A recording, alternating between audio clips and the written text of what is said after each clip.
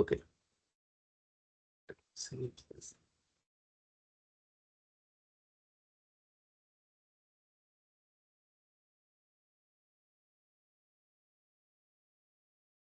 Okay, much better.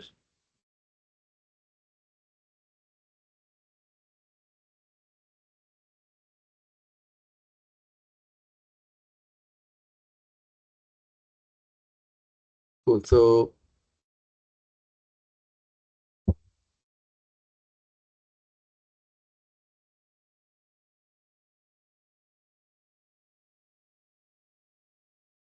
okay, so yeah, so for first two verses, Arjuna's confusion whether jnana or karma, because in the chapter 2, Krishna talks about both jnana and karma, and then he says that with jnana one can renounce, and he's thinking that yeah, I can renounce because I don't want to fight. So that's where the confusion is, right? But then from verse 3 to 9, Krishna has explained that why for Arjuna karma yoga is better. Yoga is better. Why it is better for Arjuna? For Gyana Yoga to be adopted, one has to be fully uh, in a different state of mind. They should be in a state of I forgot the exact word, Prabhuji, but it should be an evolved being, not distinguishing the everything they are like doing either nishkama karma uh, or they are above the duality. Okay. Free from material desires. Free from material desire. Yeah. So for Gyana Yoga, there is a prerequisite, right? So there is a prerequisite. Prereq. And the prereq is purified heart. Purified heart. Which is not the case for Arjuna and for all of us. So with the Karma Yoga, it does the purification of heart. Purification of heart. Right? And then, of course, allows it to connect with Lord through service.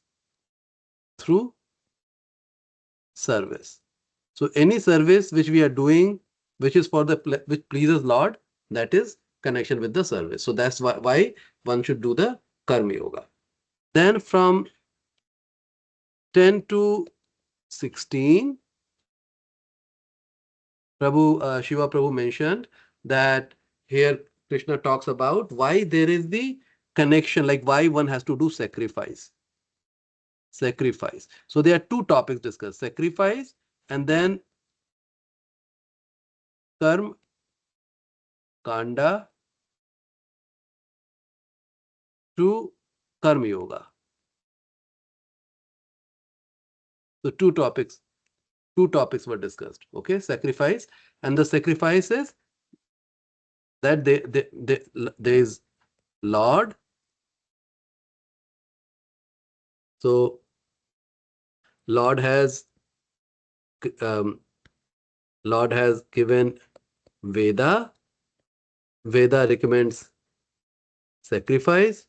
Sacrifice, and who is maintaining? So the see this world is so Lord has why Lord has created this world. What is the purpose of this universe? Material world, material world. What is the purpose of this?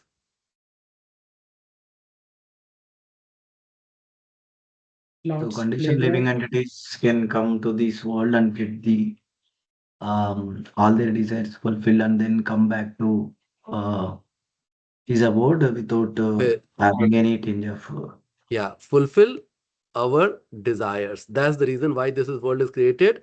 And then ultimately, purification to go back. Purification to go back to Godhead. Godhead. Okay. So thank you. Good answer, Prabhuji. So this is the reason why it is created. But and to run this, there are demigods, right? There are demigods. So there is a system which has been created. So demigods run this material world and they help us fulfill our desire. So sacrifices has to be made to them because they are doing something for us. So we have to give some gift to them, right? So that's the position of sacrifice, sacrifice. And through this, our purification happens. Means when the person who's doing the karma yoga, purification, right? So and then we can go back. So this is the reason. So this is what was discussed in 10 to 16. And then karma kanda, one who's not doing any sacrifices, they are just doing it, working for themselves. They are on the platform of karma kanda. When they are able to connect the work to the Lord, that becomes a karma yoga.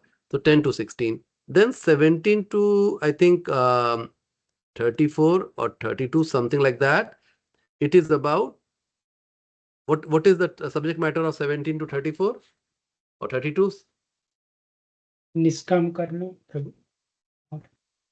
Yeah, so Niskam Karma Yoga was here, 10 to 16 means that 1734 actually is in a way related. It says that everyone must work, right? Even if to set the example, work to set the right example. And here Krishna says that I don't need to work. So Krishna gives his example. Krishna's example. Then he gives the example of the other saintly people like Janak Maharaj. Janak Maharaj, right? So he gives that example. So he gives the different example that how we have to set the path, right? By the way, in 10 between 10 to 16, 13 was one of the important words. Does anybody remember what was the verse about? 13 verse?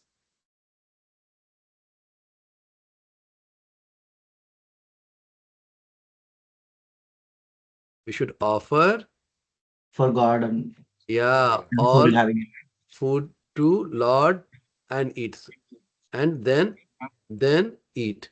So basically about the concept of prasad. Concept of prasad.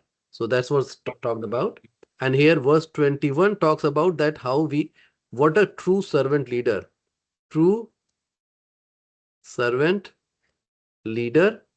looks like. So somebody would read uh, the translation of verse 13 and then translation of verse 21.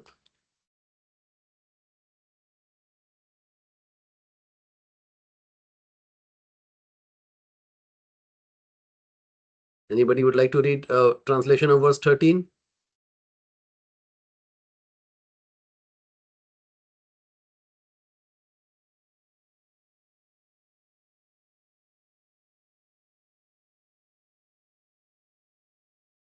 Santosh Prabhu, read it, Prabhuji. Translation of verse 13. Can you give me 30 seconds? I'm flipping through the pages. Oh, okay. Are you ready? Okay, Shiva Prabhu is ready. Okay, Shiva Prabhu, go ahead. The devotees of Supreme Lord or the persons who are in Krishna consciousness are called Santas, and they are always in love with the Lord as it is described in the Brahma Samhita 5.38. Premanjana Churita Bhakti Vilochana Santha Sadhu. So are you reading the purport or are you reading the translation? Oh, sorry, I'm reading. Okay. Yeah. Translation: The devotees of the Lord are released from all kinds of sins because they eat food which is offered first for sacrifice. Others who prepare food for personal sense enjoyment rarely eat only sin. Okay, so if we don't offer to the Lord and we eat only the food for our own pleasure, then we are actually eating the sin. So it is a very important that whatever we cook, we offer to the Lord. And because Lord only accepts certain kind of a food, we offer what pleases the Lord, right? Like fruits, roots, vegetables. So these are the things we offer to the Lord, and that too without onion and garlic. Okay. Now, anybody would like to read verse 21 translation?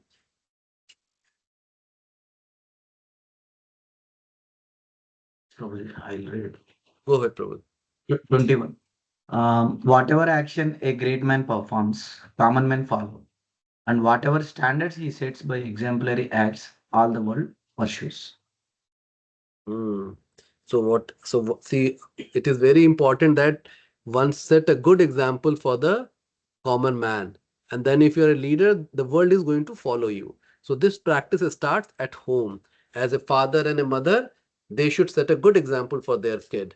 And then as we start working outside, like when we are like serving, like what we are doing, volunteering everywhere, of course we are working for Krishna. Yet at the same time, in our dealing also, we have to set a good example for all other beings who are watching us. So let's say we organize the festival Anand Mela, and there during the service, if devotees start fighting amongst themselves that you didn't do that work, you didn't do that work, that is not a good show of conduct, right? So we have to learn to do a good show of conduct even in our dealings. It's very important because the other person is also a devotee of the Lord, right?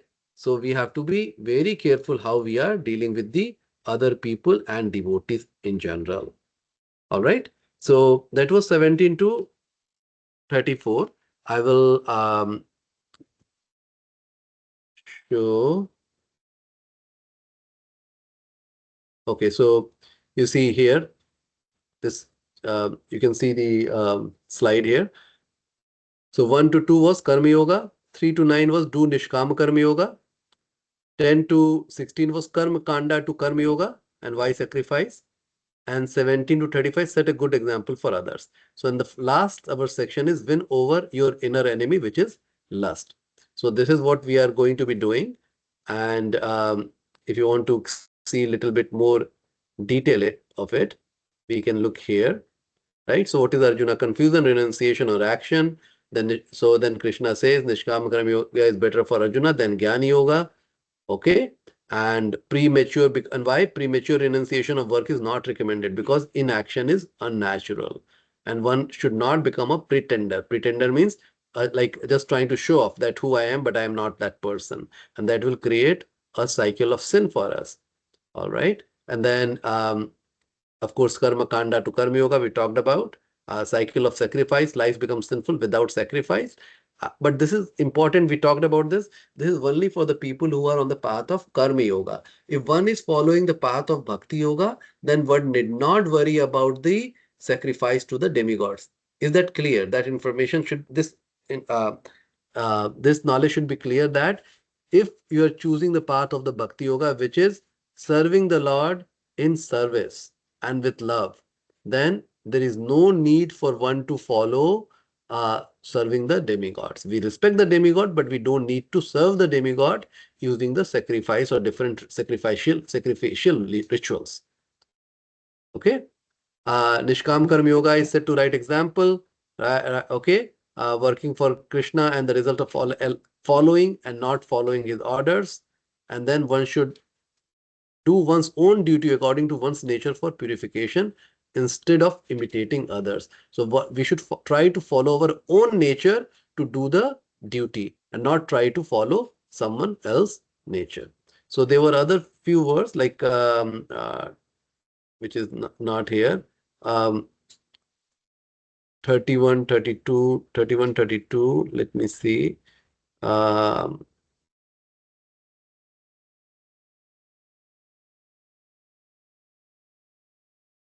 So this is 30. Therefore, O Arjuna, surrendering all your works unto me with full knowledge of me, without desire for profit, with no claims in proprietorship, and free from lethargy, fight. So this is very similar to the verse 2.47, right? That we should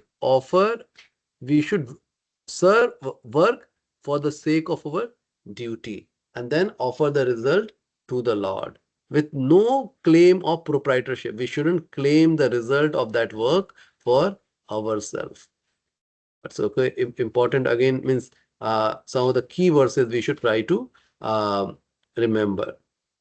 And those person who execute their duties according to my injunction and who follows this teaching faithfully without envy becomes free from the bondage of fruitive action. So here, purification. You see, it is the purification.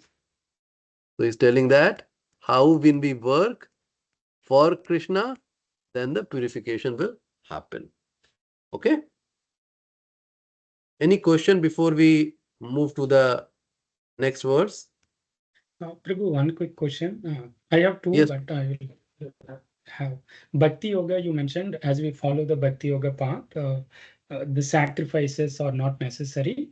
I want to understand the distinction. Karma Kanda, which is like karma suggested by Shastras, as suggested by Shastras, which it should be followed even in the Bhakti Yoga. No, Prabhu, it's not required one to follow the sacrifices recommended in the Vedas. The one is truly, so I'm emphasizing the word truly following the Bhakti Yoga. So let's say if I say I am doing Bhakti Yoga. I want to qualify my question, Prabhu. Like Okay. for the audience like us who work and then try to maximize our sadhana, do we really fall into the category of Bhakti Yoga, or like we still have path to reach there before we can say that we are fully established in Bhakti Yoga? Yeah, so very good question, Prabhuji.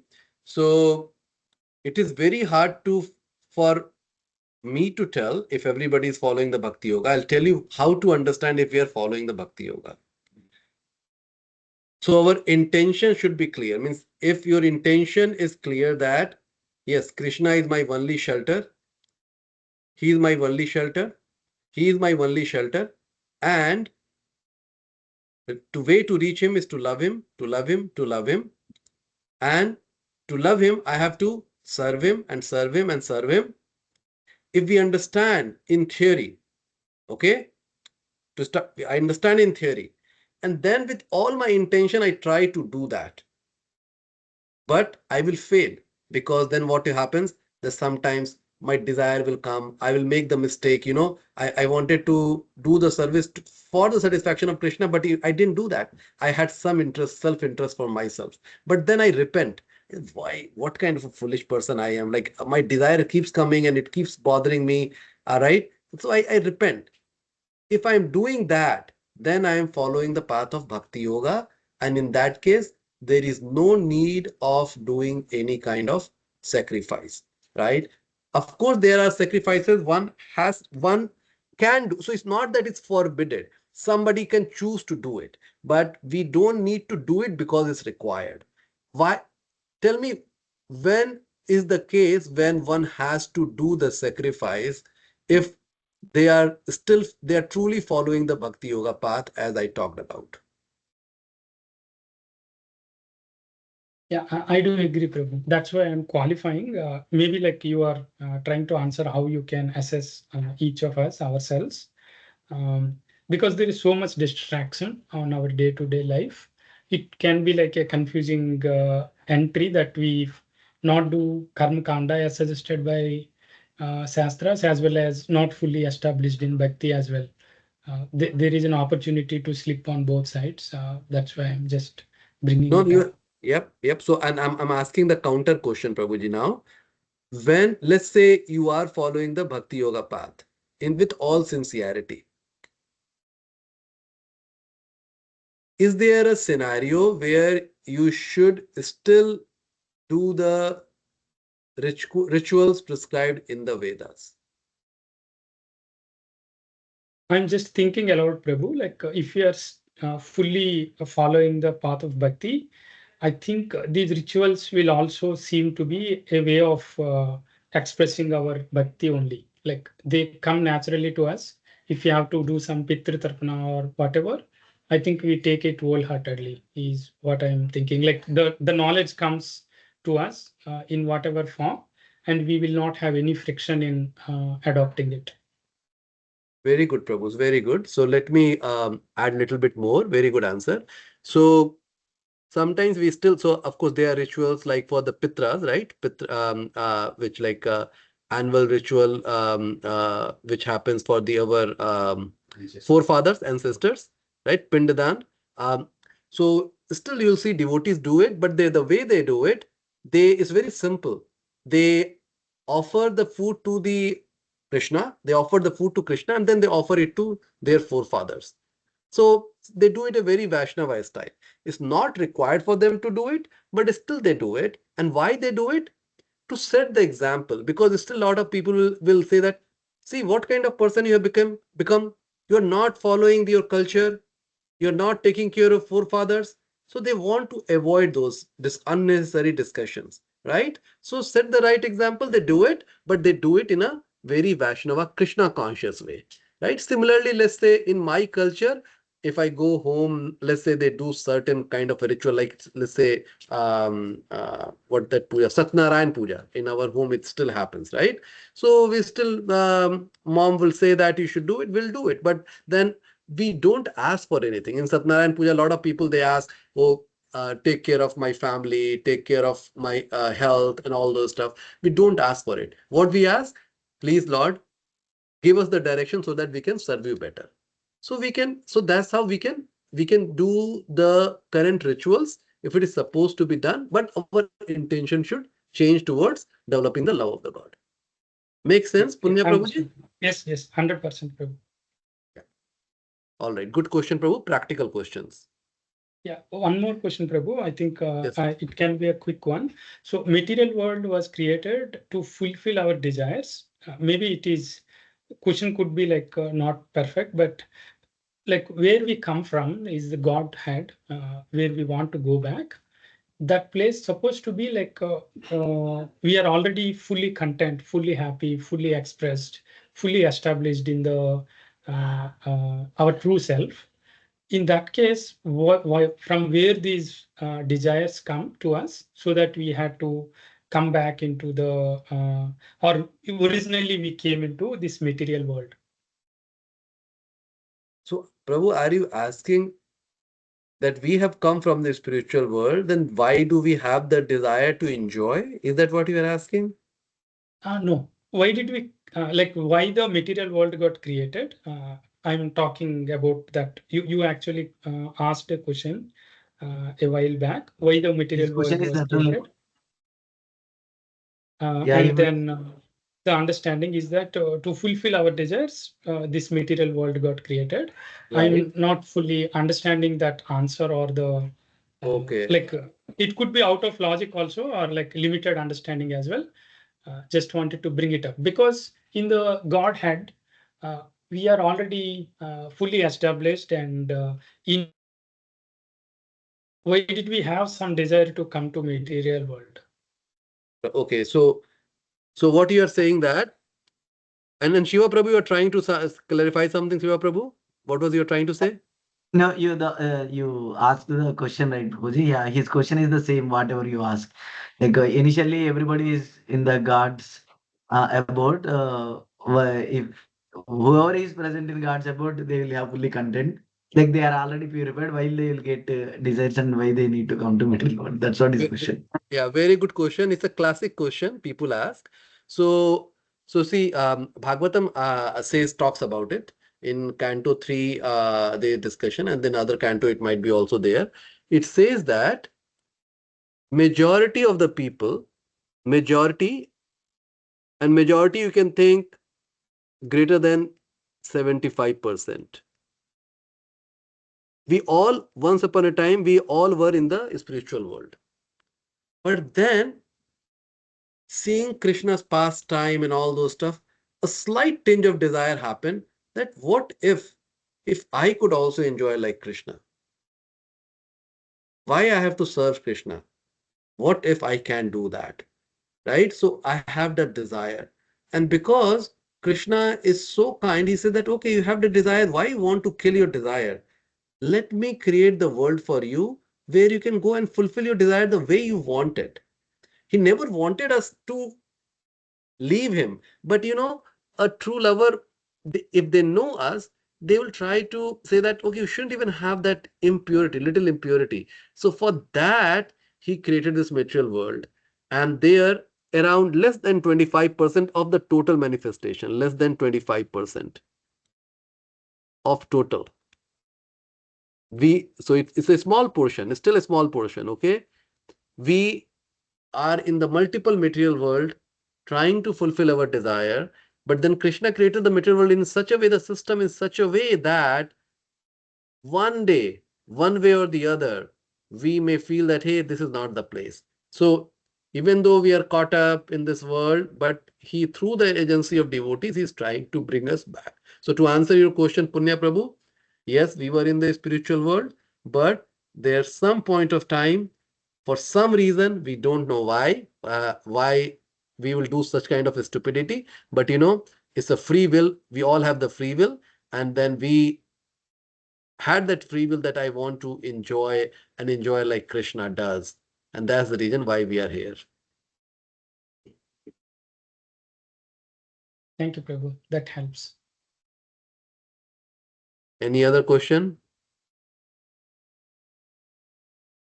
Okay, so let's start with verse 39. Avritam jnanam etena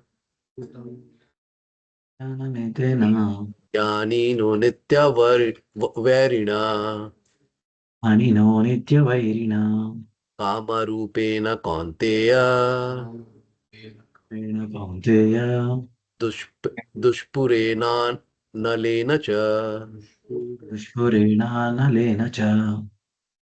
Thus the wise living entity's pure consciousness becomes covered by his eternal enemy in the form of lust, which is never satisfied and which burns like fire. So continuity is getting less. So I'll just read the translation from the other two words. Um, okay. Translation: the Supreme Personality of Godhead said, "It is lust only, Arjuna, which is born of contact with the material mode of passion and later transformed into wrath, which is the all devouring sinful enemy of this world." Right? So he's answering Arjuna's question. What is that thing which is keeping us in this world? So that is, Krishna is telling, that is lust. Now, so see, we know that I am fighting an enemy. So to conquer the enemy, what do I need to do?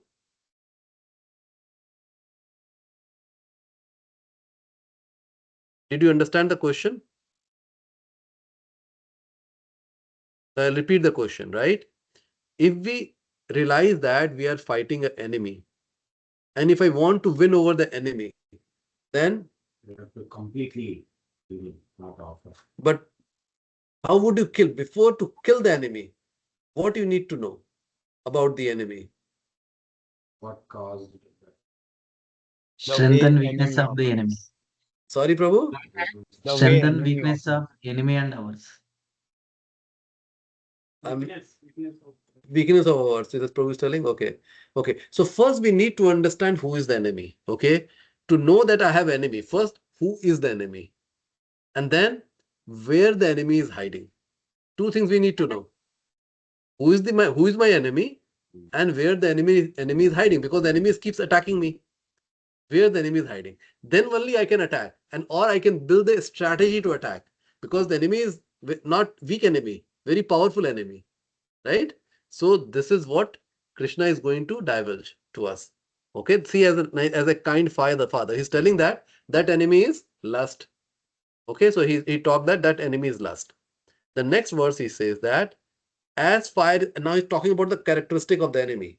As fire is covered by smoke, as the mirror is covered by dust, or as the embryo is covered by the womb, the living entity is similarly covered by different degrees of this lust. So now Krishna is telling that this enemy is not that everywhere is attacking in the same way.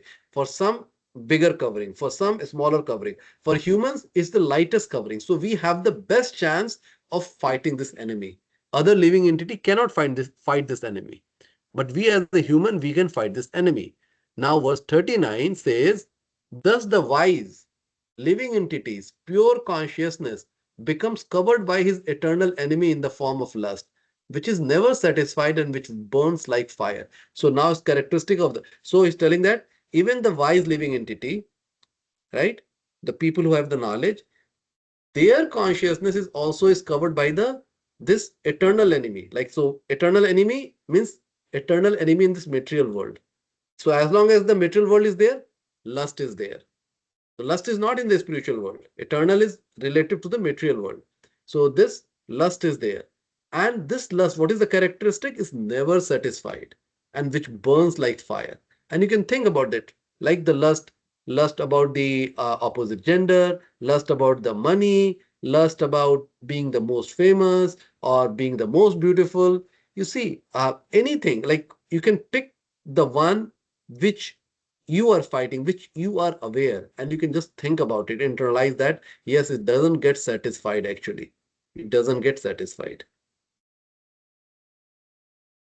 So purport, it is said in the Manu Smriti that lust cannot be satisfied by any amount of sense enjoyment, just as fire is never extinguished by a constant supply of fuel. So lust cannot be satisfied by any amount of sense enjoyment, just as fire is never extinguished by a constant supply of fuel. So as long as there is a fuel in the fire, I can never extinguish it. In the material world, the center of all activities is sex, and thus this material world is called Maithunya Agra, or the shackle of sex life. And you can see that that is so very true, that how we are bound by the physical attraction for opposite gender. And you can look into the all our industry, uh, like a fashion industry, uh, the uh, mainly the fashion industry, the beauty industry. All these industries are about in the health industry. Actually, health industry is about keeping me young, right? Health is one is trying to maintain a healthy body, but then the health industry is about keeping me looking young so that I can do more of this, or I'm more attractive to the other person. Right? All the tablets which are being created are also is to improve the physical attraction for other person and do all those stuff, right? So you know all about it, so we don't need to talk, but you can just internalize that how whatever is being said here is so very true. Next verse. Indriyani manobuddhir Indriyani Buddhi yasyadhishtanam uchyate Yes. Yeah. Isyadishtatanam Uchyate attir vimohayati isha Aitir Vimohaya Shesha jnanamavrityam dehinam. Yadihinam. The senses, the mind, and intelligence. So now, or let me read it and then I'll ask the question. The senses, the mind, and intelligence are the sitting places of this lust. Through them, lust covers the real knowledge of the living entities and bewilders him. So, what property of the enemy this verse is talking about? Where is the What, enemy? Is where it lives. where the enemy is hiding? Where the enemy is hiding? So, where the enemy is hiding? Senses, mind, and Intelligence. intelligence. Okay, so now we know that where the intelligence, if the enemy is hiding. Now we have to now build a strategy, right? That where to attack. So next two verses, we will talk about we'll see the strategy, how to attack. So the enemy has captured different strategic position in the body of the conditioned soul, and therefore Lord Krishna is giving hints of those places so that one who wants to conquer the enemy may know where he can be found. Mind is the center of all the activities of the senses, and thus when we hear about sense objects, the mind generally becomes a reservoir of all ideas of sense gratification, and as a result the mind and the senses become the repository of lust. Next, the intelligence department becomes the capital of such lustful propensities. Intelligence is the immediate next door neighbor of the spirit soul. Lusty intelligence influences the spirit soul to acquire the false ego and identify itself with matter, and thus with the mind and senses and thus with the mind and senses. The spirit soul becomes addicted to enjoying the material senses and mistakes this as true happiness. This false identification of the spirit soul is very nicely explained in Srimad Bhagavatam. How it is says, a human being who identifies this body made of three elements with his self, who considers the byproduct of the body to be his kinsman, who considers the land of birth worshipable, and who goes to the place of pilgrimage simply to take a bath rather than meet men of transcendental knowledge, there is to be considered like an ass or a cow. So, a strong statement is saying that a human being who identifies this body made of three elements with his self, who considers the byproduct and what this human beings are doing, who are considering the byproduct of the body to be a kinsman, right? So all my relatives, my child, my wife, my husband, like that, who considers the land of birth worshipable. So like, okay, this is, I am born in India, so that is the best place. Or I am born in Pakistan, so that is the best place. And who goes to the place of pilgrimage. So these people, they are not, so like these people who are saying that India is my country, Pakistan is my country. They are going to the place of pilgrimage simply to take a bath rather than meet men of transcendental knowledge. So people are just doing a ritualistic process, just going to the pilgrimage, take the bath in the Ganges river or Yamuna river and all those stuff, and just do some rituals. And they are thinking that they are really very spiritual person, right? But they are considered to be ass or a cow because they are not meeting the they are not getting the knowledge that why we are going to those places, pilgrimage places, and what is the role of these pilgrimage places, right? They're not inquiring about that. So now did you guys understand uh, how in the purport, how Prabhupada has further elaborated the uh, linkage between there are four elements, right? There is soul, there is intelligence, there is mind, there is senses. So anybody can try to tell me how did you understand this purport? So, explaining about who is on top of whom, Okay, superior. okay, Superior. So, mind is on the top, at least in these three combinations. And sorry, intelligence is on the it below we have sensors, and on top of it we have um, knowledge. Sorry, intelligence.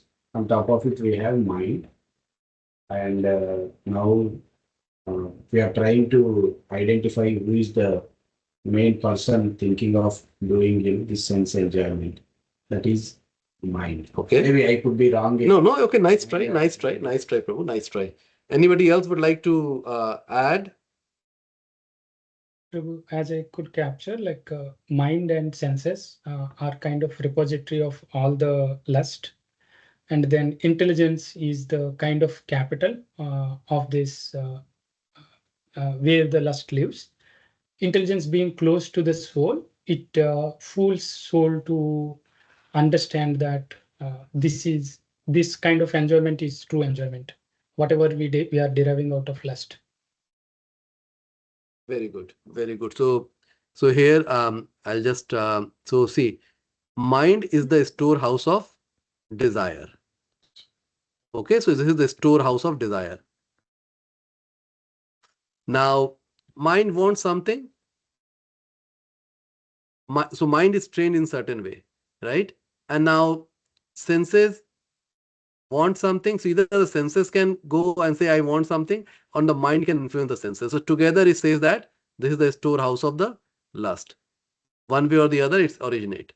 Now, senses and mind are talking all the time with each other. Okay, so this is the main storehouse. Now, then the mind is working with the intelligence, because mind, to make any decision, it sends a signal to intelligence. Okay, what the intelligence is doing, intelligence can tell that, hey, you shouldn't do that, that's not right for you.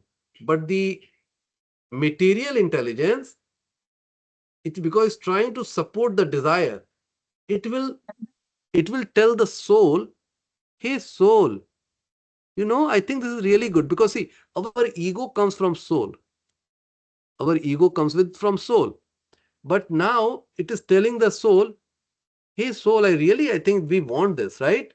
Aren't so intelligence concerned with this, because everybody is supposed to work with the soul. But the intelligence which is like materially motivated, it influences the soul and saying that, I think for this body we have to do this, right? Isn't it? What do you think? I think we should enjoy it.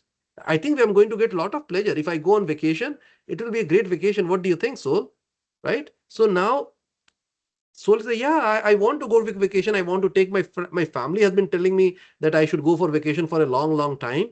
I should really go for vacation, right?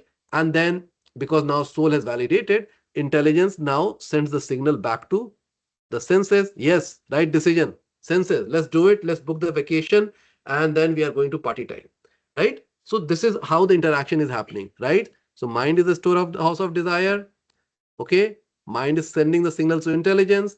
Intelligence is now telling to soul, and because the soul is identifying with the body, then this ego becomes false ego. This is called false ego.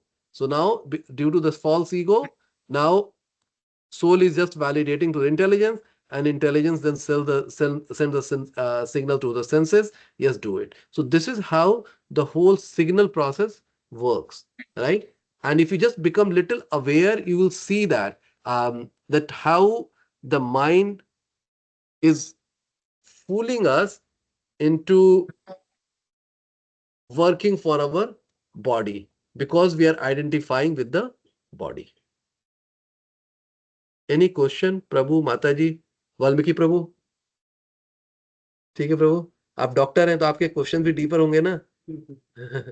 हाँ संतोष प्रभु बोलो. I wanted to add one more interpretation, not interpretation, but want to extend this logic a bit. So senses, we have 5 senses, and they are in touch with the sense objects, and that's why it keeps looking, or it gets the desires by coming in contact with those sense objects, which then gets registered in our mind. And then because of that registration of those desires in my mind through sense objects, our intelligence, which is and I could be wrong, but intelligence which is outcome of, or which is a product of mind, is then polluted of those desires. So that's something I wanted to share and see if that's also a good or valid understanding. Yeah, Prabhu. Yeah, so sense object, this is exactly true. But intelligence is not the product of the mind, right? Intelligence exists as it is, but then it becomes subservient to the mind. So I'm just changing the word. Probably that's what you mean. Due to my lusty desire, the intelligence is doing exactly what mind wants me to do. Right? Mind has become so strong, it is dictating the term. Right? It's telling the intelligence, intelligence, I think this is what we should do. Intelligence telling, yeah, I agree with you. Let me just get the validation from the soul, and then that's what it is, right? So from that way, everyone, like the intelligence becomes the subservient to the mind, the senses become subservient to the mind, and we are all, and the mind is identifying with the with our sense desire, and then we are doing it.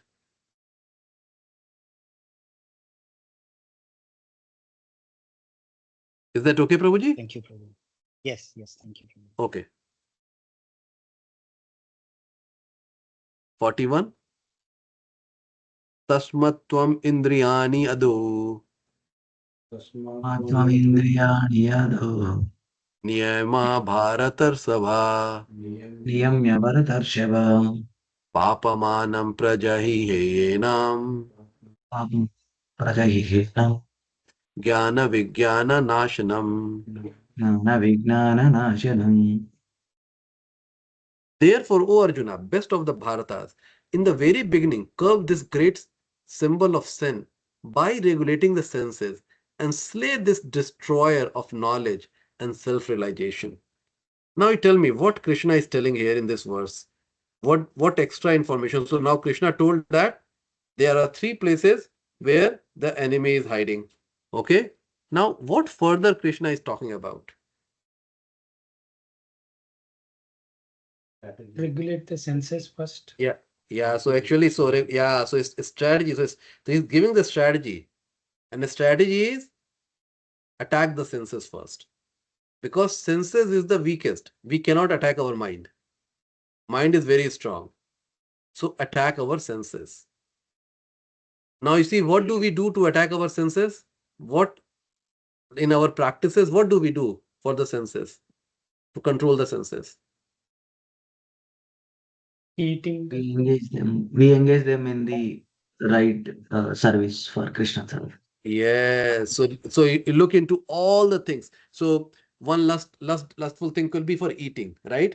Because eating, and this we will later learn, this jiva is connected with our udar, our stomach, and our genital. They're all in the same line. So what we eat impact our propensity to enjoy more. So I become an overeater, right? And what I eat will dictate what my genitals want. So by eating the prasadam, by eating in the right quantity, by eating the healthy food, we control the udar. Udar is the storehouse of our, what we say, the gut, right? If the gut is bad, then it creates all the problem, right? So it helps with the managing the gut, and then it helps with managing our sexual desires. Okay, so that's how the senses are being controlled. Then we do the ekadashi and all those stuff, right? Just to control this particular enemy of lust, senses. Okay, the Lord advised Arjuna to regulate the senses from the very beginning so that he could curb the greatest sinful enemy, lust, which destroys the urge for self realization and a specific knowledge of the self. Gyana refers to knowledge of self as distinguished from non-self, or in other words, knowledge that the spirit soul is not the body. Vijnana refers to specific knowledge of the spirit soul's constitutional position and his relationship to the supreme soul. So see, Gyana refers to knowledge of self as distinguished from non-self. So Gyana is telling that who is the soul and we are not the body, right? So he's telling the soul and body is the two different things. Vijnana is further telling that this soul, spirit soul, is actually part and parcel of the supreme. Okay, the knowledge of the self and the supreme self is very confidential and mysterious. So knowledge of the self and supreme self, right? So like Atma and Paramatma is very confidential and mysterious. But such knowledge and a specific realization can be understood if explained with their various aspects by the Lord himself. So this part will be further explained. So Prabhupada is writing these lines ahead. So because this concept is described in chapter 7, 8, 9. Okay, so from this concept is coming from Bhagavad Gita chapter 7, 8, and 9. All right. So so Gyan and Vigyan, and you will hear this Gyan and Vigyan talked in the same verse at least 3-4 times in the Bhagavad Gita. So Gyan is the knowledge what has been given. Vigyan is realized knowledge. The difference between Gyan and Vigyan is realized knowledge. When so knowledge gets realized, what is the realized knowledge? When we take it into action, we use that knowledge in a karma yoga. Yeah, when we truly understand the knowledge and then we start applying the knowledge, and by applying the knowledge, then we get experience which validates what the knowledge was telling. Oh. Then it becomes a realized knowledge. I can see the knowledge in action. So realized knowledge is knowledge in action. Got it? I'll just write it down for you. So whatever the science, the technology that we have, it is a Vignam, not Gyan. So we in the material world we call it Vigyan, Vigyan. right? It's We not call actual Gyan, it's a Vignam. we call it Vigyan, right? That hey, this is the we are studying the science, and science is translated as a Vigyan. So Vigyan, the purpose of Vigyan is that we do the experiment, we run the we create the hypothesis, then we do the experiment, we collect the data, and by that then we prove that whatever we hypothesize is true. Right, Dr. Sir? Right? So then it proves that this is the Vigyan. It's a realized knowledge. That's the reason we call it Vigyan. Vigyan. Okay, and this is the same principle is realized knowledge is knowledge in action. In action. So here the The living entities are parts and parcel of the Lord, and therefore they are simply meant to serve the Lord. This consciousness is called Krishna consciousness. So this parts and parcel of the Lord, right? This understanding is the Vigyan part. And right, and that means that I have to serve the Lord. That is also the conclusion is coming as the part of the Vigyan part. Okay, so it's very important. Lust is only the perverted reflection of the love of the God. So in chapter 15, you will see that this is material world and this is the reflection, this is the spiritual world. So material world is the inverted reflection of the spiritual world. So what is love here becomes lust here. So because lust in a way, I can say that I love myself. Loving myself is lust. I love myself is lust. That's And then if I love truly somebody, then that will be called love. But you see, invariably, anybody I'm loving, I'm expecting that I should get something in return. And that is called lust. So even like the relationship, whatever we have with any relationship, even in the intimate relationship, in the married relationship also, many times it's a lust, and that's the reason why husband wife fight. Because they are looking for something. They said, I took care of you, but you in turn in turn, what did I get? I didn't get anything. You are making me work like this. You are making me work like that, or for anything. That's the reason why they have these differences and the marriage get broken. But if the people become smarter, then they understand that hey, the material love is just like that.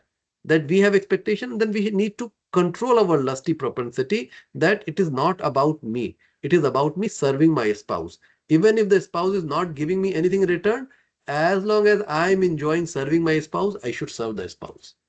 And that will lead to the lasting marriage and purification. Why the purification? Tell me. It's the whole purpose of this. How the purification happens? We will be reducing the karmic bondage by following the duty. Yeah, but how the purification is happening?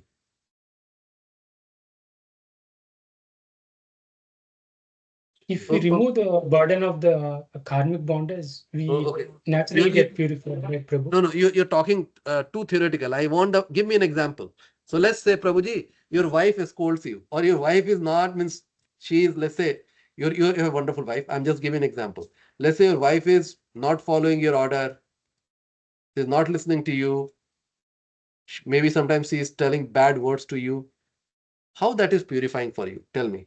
It humbles us, like even though someone is not respecting, but we know that uh, it's nothing against us. Yeah. It's happening for a reason that purifies us. Very good. Okay. So two way it helps, right? So one way is we see that is the Krishna's hand, as Prabhu is telling. That's Krishna's hand. Krishna is just making her do something. That's one way to think. And then we accept it. The other is that why I'm getting hurt. If if my wife is telling me something which I think is a bad word, or it is not right, why then I think that, I think that my wife is under my control, but she's not under my control. I'm just teeny tiny like this, right? Okay, and then so it's okay. So I'm controlling my false ego, right? I'm that okay. It's fine as a husband. Whatever I was supposed to do, I will do for my wife, and so it purifies my false ego. It purifies me due to by controlling the false ego. It purifies me my anger. Because I would have gone angry, and I would have in return I could have scolded her, or I could have said something bad also, bad or nasty also. So it is just becomes the purification. So that's the reason whenever these things happens, you will see that in the devotee community, if the bad thing is happening, somebody is getting sick a lot, or somebody is struggling with the relationship, somebody is struggling with the job, anything happens, then in a very jovial or in the joking way, devotee said that, Prabhu, my purification. Right? That's the reason. It's because it's truly a purification. It's truly a purification, because then we think that why it is not under my control. Okay. Nonetheless, Krishna consciousness is so powerful that even a late beginner can become a lover of God by following the regulative principle of devotional service. So, regulative principle of devotional service. So, we have to regulate our sense desire. So, see, we cannot get rid of our desire, right? We have to convert the desire from wanting for me to wanting for Krishna, right? So, we regulate that desire. So, and then we use the desire, because we are using the desire for Krishna, it becomes devotional service. 42. Indriyani parayani ahur. Indriyani parayorendra. Indriyayebhya param manaha. Indriyebhya param manaha. Manasastu para buddhir. Manasastu para buddhi. Yo buddhaha paratastu saha. Yo buddhi manasastu saha. The working senses are superior to dull matter. Mind is higher than the senses. Intelligence is still higher than the mind. And the soul is even higher than the intelligence. So now you see the who is the weakest and who is the strongest. Okay. So now Krishna is giving all these things. Oh, now he's given, oh, the senses are the weakest. Now he's giving the full path. Weakest is, tell me, weakest is stronger than that is Mind. mind. Stronger than mind is Intelligence. intelligence. And stronger than that is soul. So, In reality, that's how it should be. But what is happening? What is our current situation? Soul is becoming slave to senses. Yeah, soul has become the slave to self. Mind is dictating it. Senses has taken over, right? Yeah. So you have seen that picture, horses running, Yes. and the driver is like, the passenger is totally scared, right? And the person who is trying to drive is not able to control the horses, because mind is so strong that so intelligence thinking that I shouldn't do it, but it's so weak that it's not able to control. So driver is intelligence. The rein, which is holding the horses, is mind. Okay, so that's how it is. It is written in the Veda. It's one of the Upanishad, that how these things can be is the analogy, that how these things can be think of. So now thought of. In that picture, where is Krishna? The picture. Krishna is not in the picture, because that's the picture of our constitutional position. Okay. That's the picture of the constitutional position, that how our mind has overtaken, how our senses are overtaken the whole system. While soul, the passenger should have been in control, telling the driver, go here, driver, go there. But the passenger is going in wherever the driver wants to take, or driver is also not controlled, because the horses are telling, I will go wherever I want to go. Okay, so that's our problem. The senses are different outlets for the activities of the lust. Lust is reserved within the body, but it is given vent through the senses. So, lust is reserved within the body, but it is given vent through the senses. Therefore, the senses are superior to the body as a whole. These outlets are not in use when there is superior consciousness or Krishna consciousness. In Krishna consciousness, the soul makes direct connection with the Supreme Personality of Godhead. Therefore, the hierarchy of bodily function as described here ultimately ends in the Supreme Soul. So now here you say, so Prabhu, your answer, okay? So here is sense, object, right?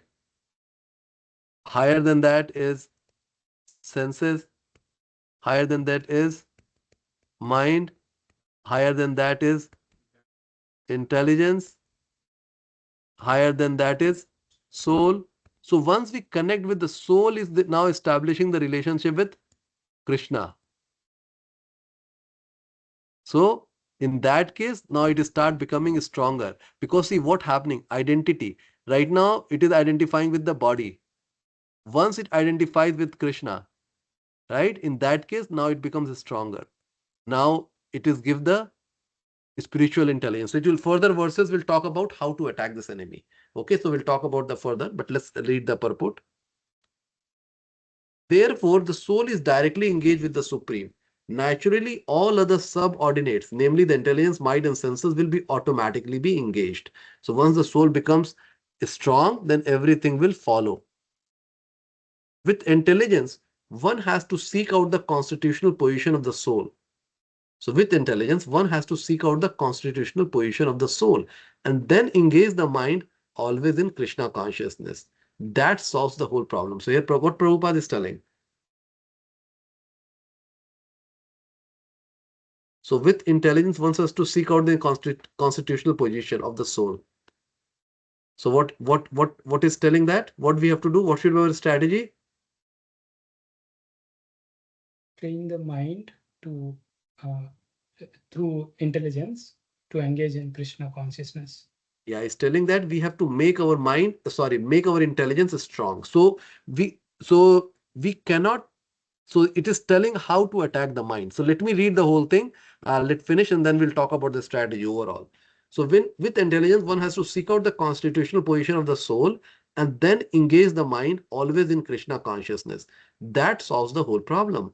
A neophyte spiritualist is generally advised to keep aloof from the object of the senses. Who is neophyte? What is the word neophyte really means? Starter in the devotional journey. What, Prabhuji? Sorry?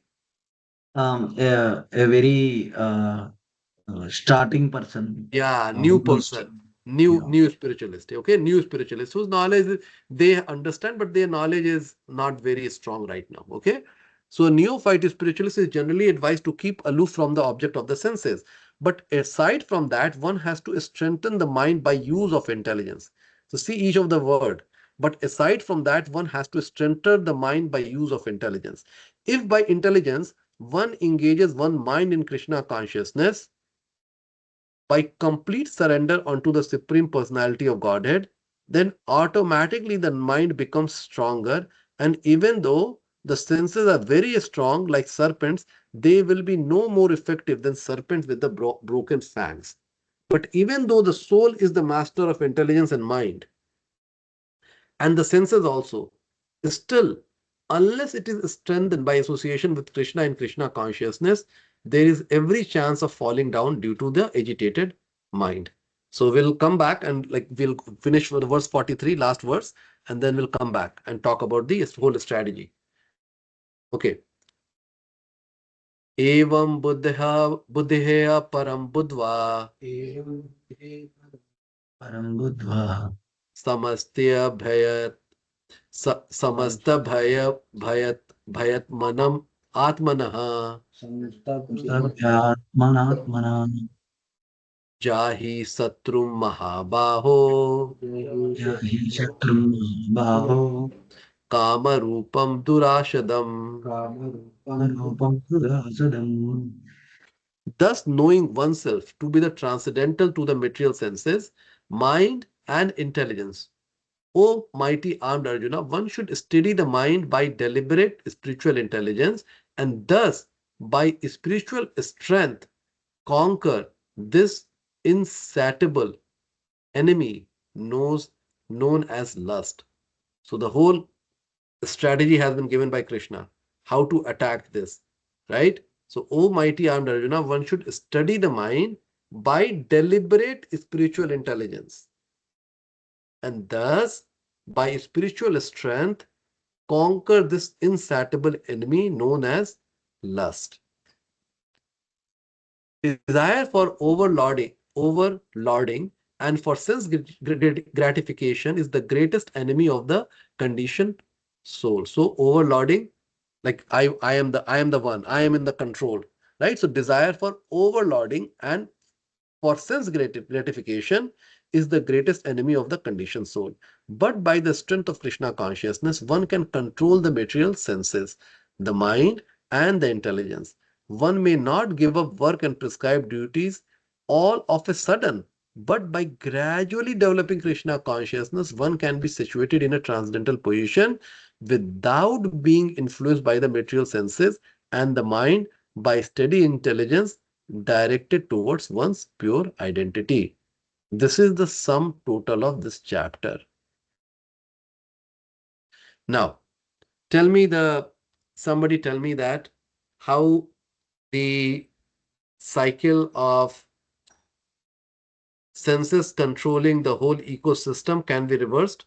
What has been taught in the last two verses? What should be our strategy? What is our strategy and how to make the strategy work?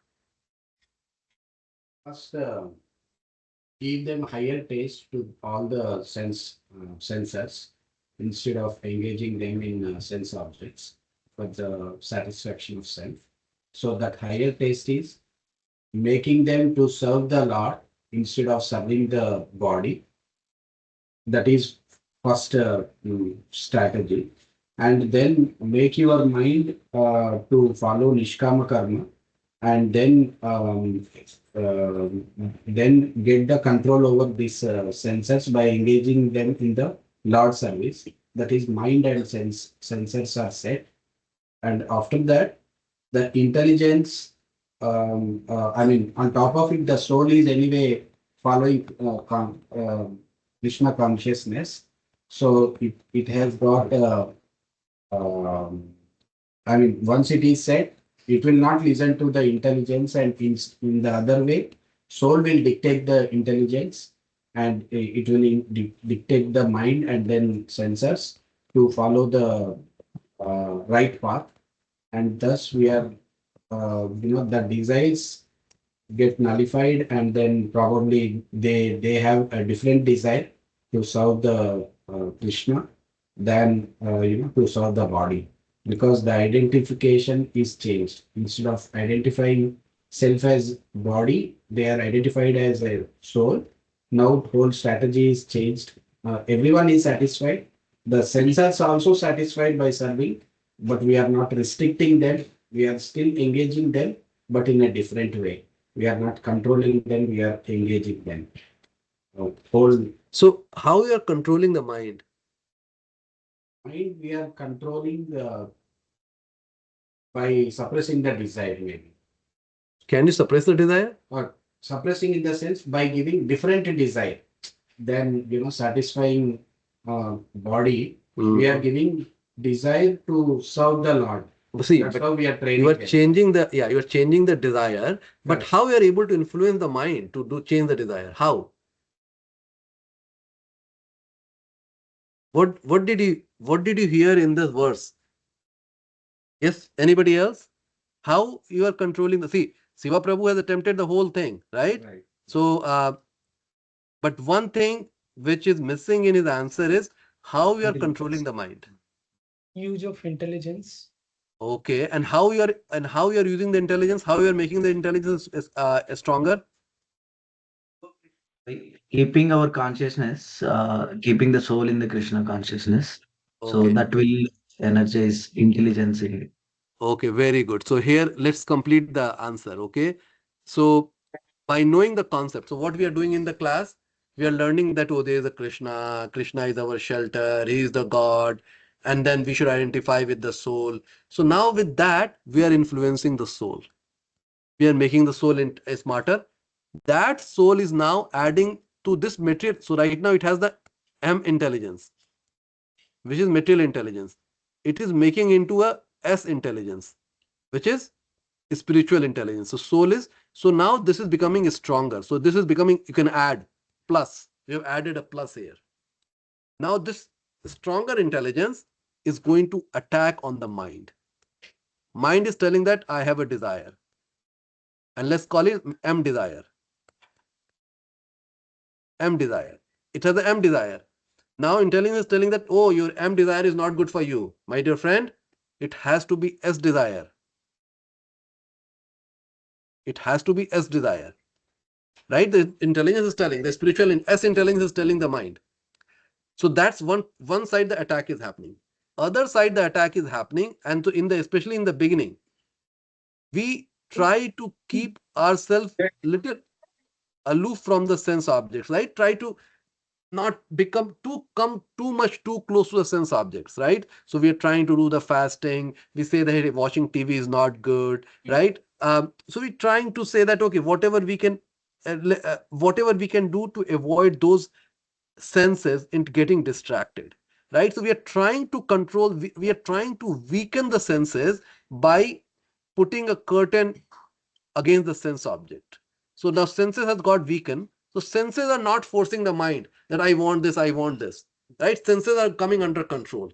So now from here I am attacking to the mind, and from the top I am attacking to the mind, because mind is the storehouse of the desire, desire, material desire. Now by weakening the mind, I have converted, because the intelligence is telling the S desire is the right thing, which is the spiritual desire is the right thing. So now that is converted, and the mind, which was my foe, which is foe means my enemy, has become now my friend, right?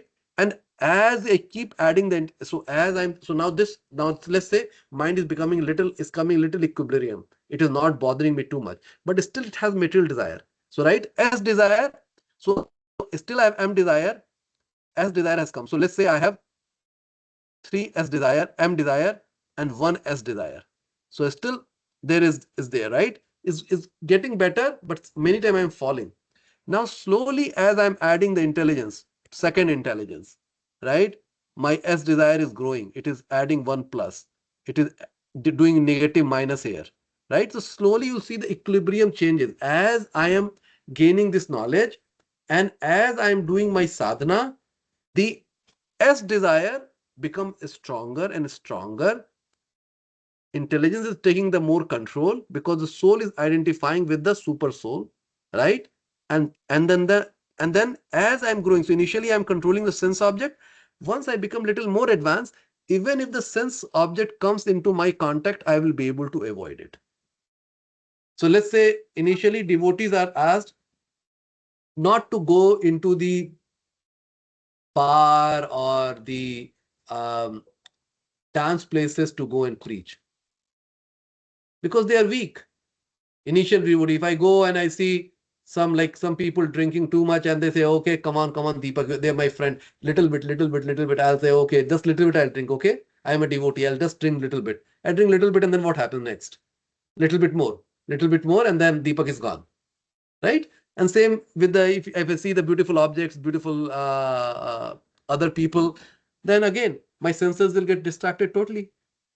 While I was maintaining a very good relationship with my family here, with my wife, now suddenly my mind is dwelling about that person, because mind was still weak, right? So initially we have to make sure. That's the reason in temple, why this culture, women sit on one side, males sit on one side. That's the purpose. Or women dress nicely, cover yourself, because men's mind is very fickle. They are weak, right? They say that women are fire, men are like butter. Have you heard that? Men are gone means they'll get burned very quickly. So women also take the responsibility, and men also take the responsibility. We both take the responsibility, right? We have to take the responsibility. So now you understand the strategy, how to attack. So that's the reason why these classes are so important. Why the devotional practice is so important, because devotional practice is helping the senses. Knowledge is helping the intelligence. Both are attacking the mind. Mind is now slowly changing from material desire to the spiritual desire. Once the mind becomes strong, then we will be running towards the bhakti. Okay, any comment, Prabhu, and anything else? So it's a wonderful, very scientific study, right? One point, Prabhu, that intelligence when it will grow, Prabhuji. So being more and more Krishna consciousness, then that intelligence automatically like given by um it will be automatically come from the from the just like from no place, or is it something like will be given or realized in the heart? So how it will come? So, Is so, it about more reading?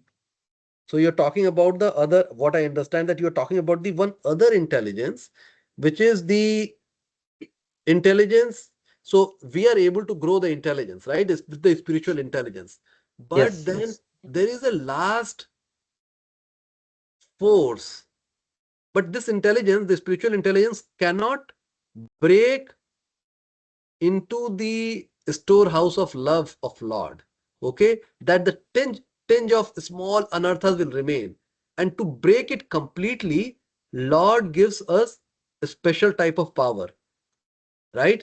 And that happens by the mercy of the Lord. So Krishna will then give one, you say Brahma Astra intelligence. You can say Brahma Astra intelligence. I'm just making it up. Okay. There is nothing called Brahma Astra intelligence. Okay. But as it's a special kind of like powerful spiritual intelligence he gives.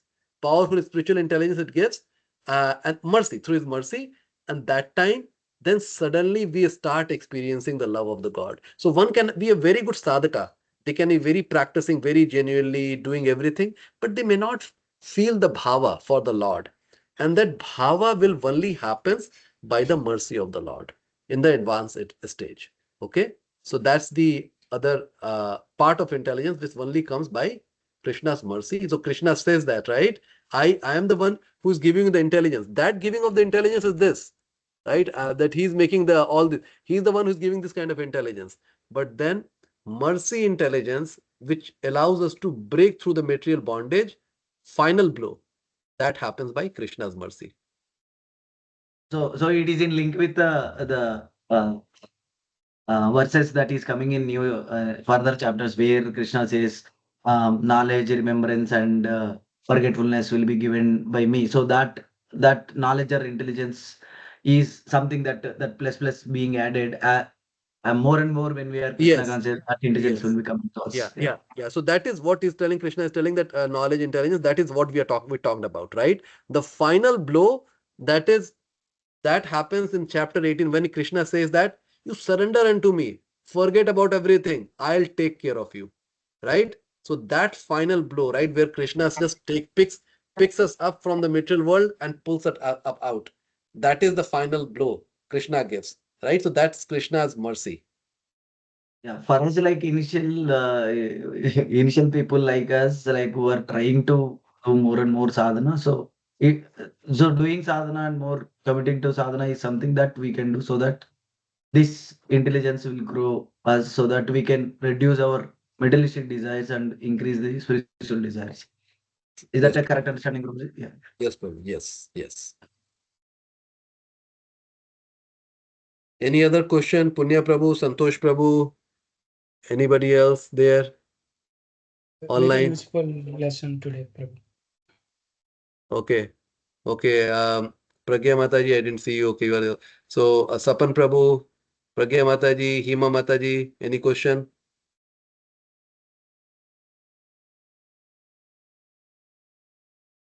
All good? Okay. All good. Okay. Sonali Mataji, Valmiki Prabhu. Yeah, Sonali Mataji is all smiling. She has got it. She is serving the Lord directly, by the way. She is making one very nice artifact for our next upcoming festival, the Vrajo Utsav. Vrajo Utsav is another festival we'll be doing next Sunday. Um, so Harivams Prabhu gave us the idea and we are trying to execute, and then we all working together. And Sonali Mataji is using her artistic ability to build one of the artifact. You will see that in action. So we will need some help. Your devotional service for the Lordship will be required in terms of setting up, helping with the many other things. I will request all of you to participate as much as possible if you can keep that day, because in a way this is something which we are driving, right? So if we can make it our service and just make it as a grand success. This is the first time we are doing something like this. So there is artifacts being done. There's a drama which is being directed, very nice drama. There's food, a special food for the Vraj. So I'll tell you, nice food is what we are calling it. Yeah, so what is Tell me one more problem. yeah. So yes, Prabhuji, this is my rough note, but I was see, I was so this is the program, right? I haven't sent it yet. So 10 a.m. to 3:30 p.m.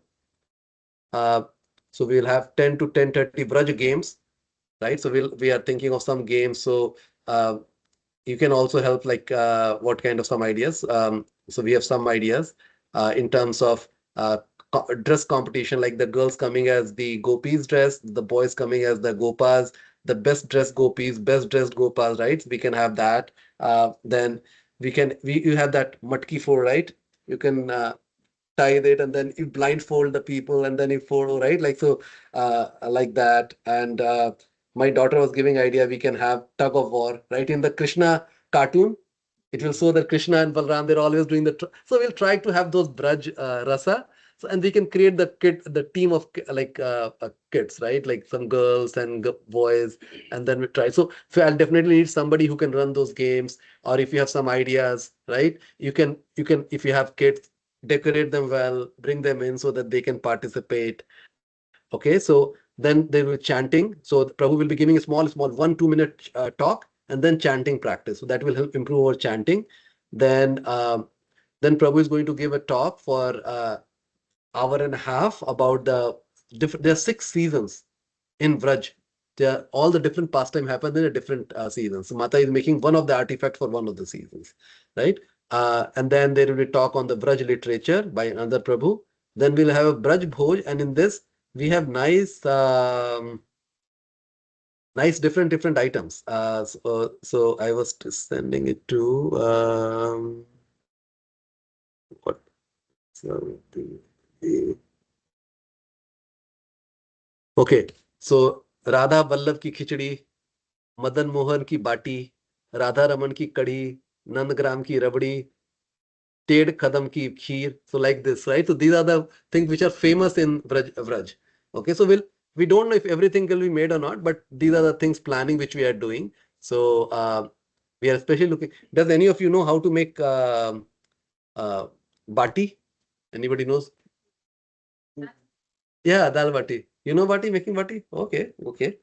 Who else? Pragya Mataji, do you know? Oh, Pragya Mataji had hand up. Okay, Mataji, tell me. Sorry, I didn't see that. I'm just, please let us know how we can help in this. Sure, Mataji, sure. Okay, yeah, definitely. The first thing is you can, of course, your both the kids can be decorated in the good Gopa dress, and then, of course, you can help with maybe. I'll check with my wife. Do you know how to make the bati, Mataji, by any chance?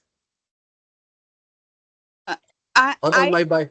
I have that bati chokha thing that I have tried before. Okay, So okay, I can certainly, if somebody, yeah, I can learn also like from online okay. YouTube. Okay. Will my wife will coordinate. I will see that. Yeah. Okay. And okay. So thank you for offering. Anybody else would like to offer? Please do let me know. You can. So I'll send this form. You can just put it yourself. So there will be like a prasad for that. Then there's a Vraj play. There's a drama which is being enacted. Uh, One of our devotee Nima Mataji is helping with that. Run it. My wife is coordinating. And then a final the talk by the Harivilas Maharaj. So a lot of things. So here you have like how you can help with the different volunteering, setting up, tier up, serving prasadam, helping with games, helping with parking. So anything you can help with, you can put your check that box, and then I'll reach out to you, all of you. Okay. So Which day is happening, Prabhuji? Sunday. next Sunday, Mata, Okay. Thank you. 11th, and it's in the Goloka farm. Oh, Loka farm. Very nice. Yeah, yeah, very close to your house. Yeah, and any help, yeah, I can do for sure. Yeah. And so it will be a outside, nice weather. Um, so I hope it will be fun. We'll see. We'll see. Okay, so we finished chapter 3. Uh, so next week, no class. Our class will be in Braj, basically. Practical class we will do.